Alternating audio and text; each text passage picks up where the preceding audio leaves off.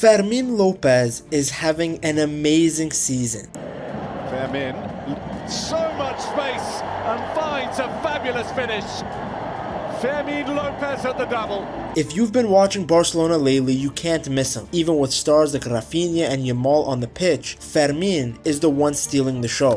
He's a player, he has everything. He is very dynamic and of course also he knows how to score goals. He isn't anything like the typical midfielders you see graduate from La Masia. This guy isn't the next Xavi or Iniesta. He's more like Spanish Kevin De Bruyne. The intensity and the energy that he brings to this team is one thing. Quality on the ball, confidence on the ball, but there's another thing to it. An actual presence in the attack and a guy who around the 18-yard box, he's not thinking pass, he's thinking I can finish the chance, I can make the run inside the 18-yard box, and I can be the guy who gets a final touch. He has become the heart of the new Hansi Flick era. Now let me make it very clear. Xavi is the reason that Fermin Lopez is where he is. Xavi was the one that gave him an opportunity to shine in preseason against Real Madrid during the summer tour. Then when the season began, Fermin continued playing really well. He got his first competitive goal for the club against Mallorca in September, a strike that rescued a crucial point. Then in October of 2023, he scored on his first ever Champions League start in a 2-1 win over Shakhtar, a performance that earned him man of the match. Having said all of that, the change in the style of football that Barca play now has allowed Fermin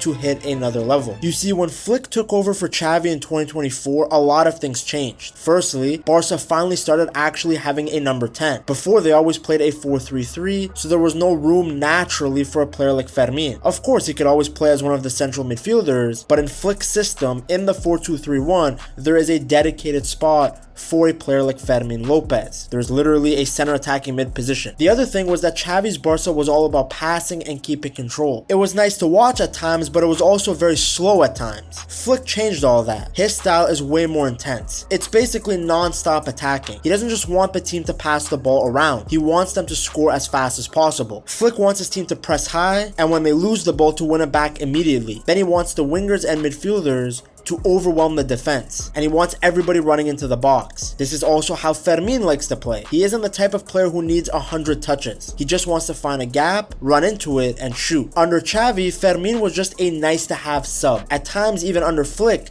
that's all he looked like. A backup to Olmo, which is one of the reasons I was hesitant about the Olmo signing initially. But now Fermin is a player who has to start games. He's one of those guys that you always like to see in the starting 11, because he's been one of the very best 10s in the world. The goals and assists he's getting is crazy. Last season at Barca, he racked up 10 assists. He has already surpassed that in all competitions, and he has double-digit goals to go with it. What makes him so good is that he's a dual threat. He can play make and he can score. As we can see from this graphic from The Athletic, he ranked highly in La Liga last season as a dual threat, one of the very few players who could combine above average chance creation with a healthy rate of chances falling his way. His stats from last year are actually quite impressive given that he missed a bunch of games throughout the season because of injury. He had a few muscular issues in August and September that kept him on the sidelines. Some fans were worried that he might be injury prone, but he worked hard to get back. Then once he was healthy, he became the team's secret weapon, because even back when he wasn't starting games, he was the guy Flick brought on to change the energy of a match. In La Liga, he finished with 6 goals and 5 assists. Many of these goals were crucial. I mean, on May 15th, 2025, it was his goal that officially won Barca the league title against their rivals Espanyol. What's funny though is the summer before that season even began, Fermin had really showed what he's capable of, what his ceiling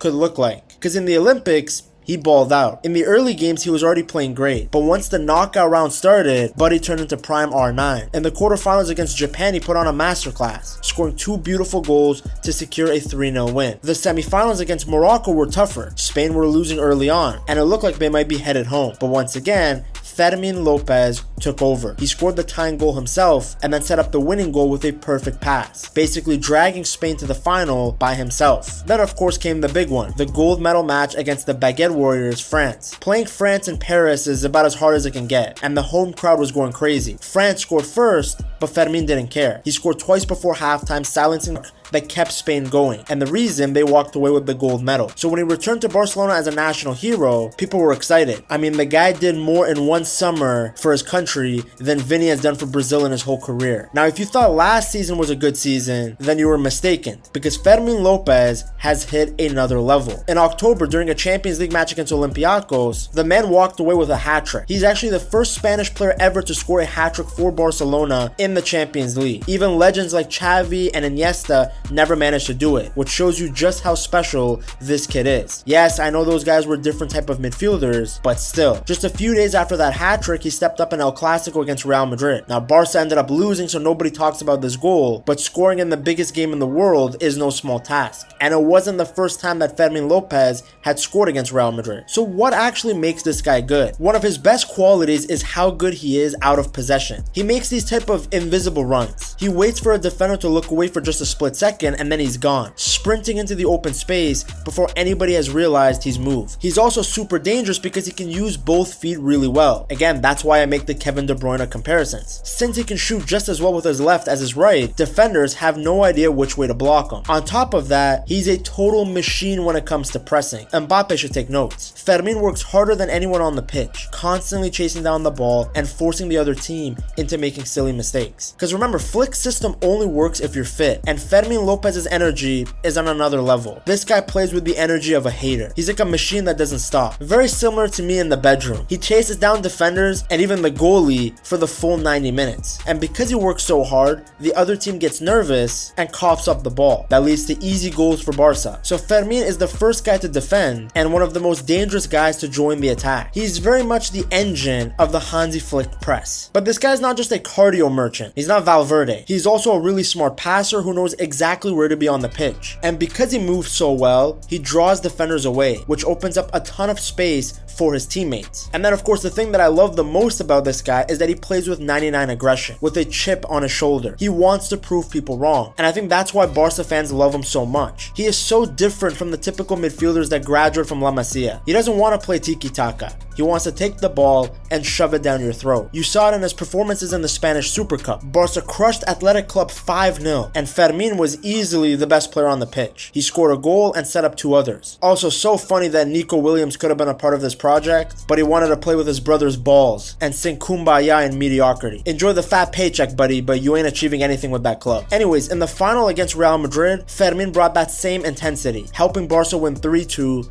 and lift the trophy. Then, the kid saved the day in the Champions League against Slavia Prague. In typical fashion, Barca started slow and went down 1-0. You guys know that video of Drake gifting people money to change their lives? Yeah, that's what Barca do to struggling attacks. You have issues scoring? No problem. When you play Barca, you will look like prime Brazil. But at least Fermin stepped up. He tied the game with a close range goal, and then just 8 minutes later, he hit an absolute rocket from outside the box to put Barca ahead. They ended up winning 4-2 thanks to his heroics. As I told you guys before though, Fermin Lopez is more than just a goal scorer. In the derby against Espanyol, he grabbed 2 assists and a 2-0 win. He's truly become the complete package as an attacking midfielder. And it's great to see because La Masia is known for producing players with sharp passing and perfect positioning. Now Fermin Lopez has that positioning. He has the sharp passing, but he plays very differently. He's more aggressive. He loves to shoot from distance and he never stops running. His energy and hunger and the fact that he loves to score really set him apart. This is why he was given a new contract until 2029 with a 500 million euros release clause. Proof of how much the club believes in him. It makes me laugh that Chelsea thought they could just get this demon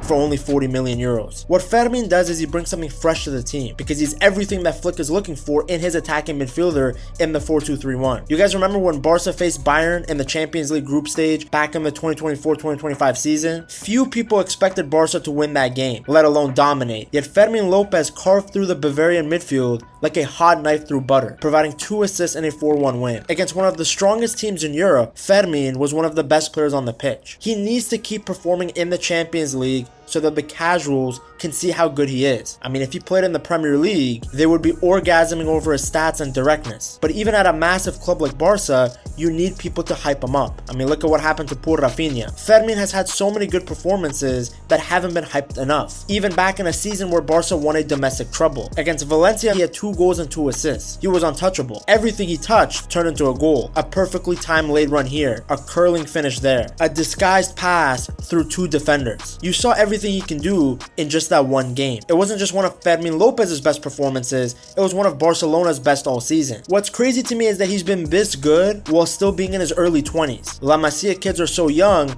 that a 22-year-old seems like an unk, but he really is super young, and he's only gonna get better. While Flick has used Fermin in this hybrid role at times, where sometimes he's on the left, sometimes he's playing through the middle, it's clear his best position is at the number 10 spot. That's where he was playing when he got an assist against Dortmund in the Champions League. It's where he's at his best. Like I said, he's Barca's own mini De Bruyne. Fermin really went from being a promising talent to one of the most important players on this Barca team. He stayed tough through the injuries in 2024. He helped Barca win trophies, won a gold medal, and now he's dominating again. Him and Hansi Flick are the perfect match. Flick's fast, aggressive style of play is basically built for a player like Fermin Lopez. He brings the goals, the energy, and the heart that this team desperately needs if they want to stay at the top. And the best part for Barca fans is this guy's going nowhere. Even if rumors circulate like they did in the summer, I don't think he'd ever leave. And if he keeps playing like this, he won't just be a Barca legend, he'll be known as one of the best midfielders in the world. Now, Fermin Lopez has had a very unique path to get to this point. I didn't discuss it all in detail in this video because I have a whole separate documentary on how he went from the bottom of Spanish football to the top. Check it out right here.